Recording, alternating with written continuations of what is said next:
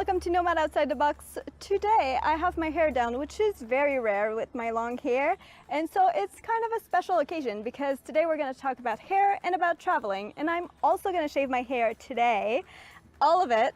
And so stay tuned for the end of this video if you want to watch this. What do you do with your hair when you're traveling? It's different for every single person, but for me, I prefer to use as less of products as possible because it takes a lot of weight and a lot of space in your bag, and you don't want that. So actually, I haven't washed my hair with shampoo or my body with soap for a month and a half now. I'm taking a shower every day and scrubbing my skin and rubbing my hair, but I don't use any other products other than that. And for me, it has worked pretty well. Here's what it looks like.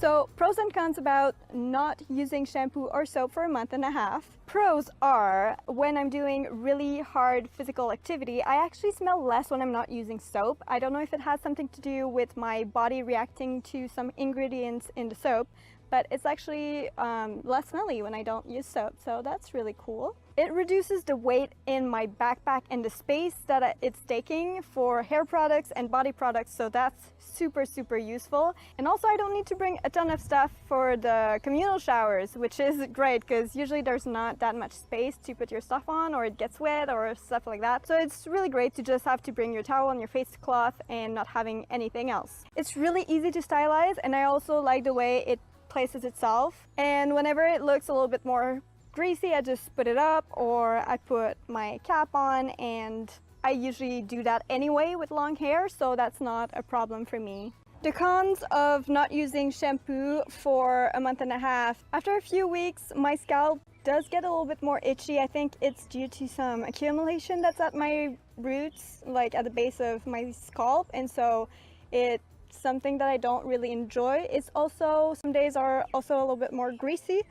For me it's not a problem because I usually have my cap on, so that's okay, but some people like to have their hair down more often, and I never know if it's going to be a greasy day or not. Also, the tips of my hair can get really dry. I don't know if it's because I haven't had a haircut for a really long time. I think it's been like 6 or 8 months, so maybe it's the reason why, and not because I'm not using shampoo. We'll see. But yeah, it can be quite dry here, and I also have to brush my hair every single day. It's super important because I have some accumulation that gets at the tip of my hair, and I also have to distribute all the oil to the rest of my hair so that it doesn't look really greasy at the base.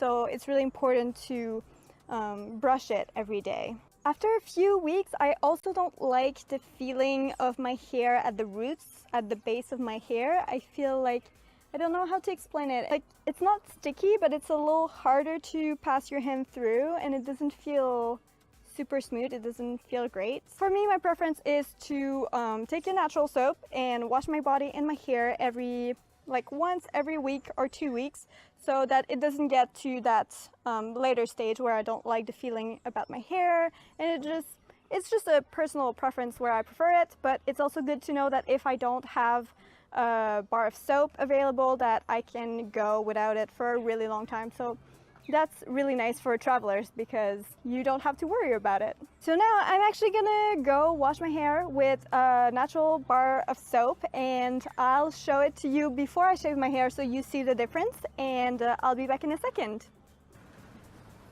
Hey, so this is the result with the soap.